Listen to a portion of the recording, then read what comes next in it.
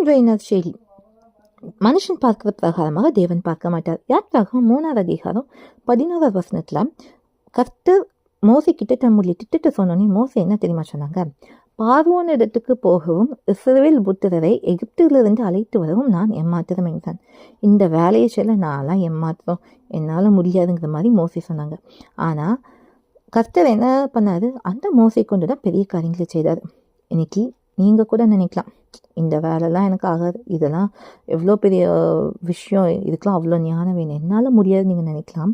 ஆனால் உங்களால் முடியும். எப்போன்னு தெரியுமா? கர்த்தர் உங்களோட இருக்கும்போது. மோசைவால் முடியாது, ஆனால் கர்த்தர் மோசையோடு இருக்கும்போது தான் பெரிய காரியங்கள் நடந்தது. அதே போல் கர்த்தர் உங்களோட இருந்தால் பெரிய காரியம் நடக்கும். அப்போ என்ன பண்ணணும்? நம்ம கர்த்தரோட பேசணும், அவருடைய வார்த்தையை கை கொள்ளணும், அனுதினமும் ஜெபம் பண்ணணும். ஏன்னா உங்களை குறித்த தேவ திட்டம் பெருசு.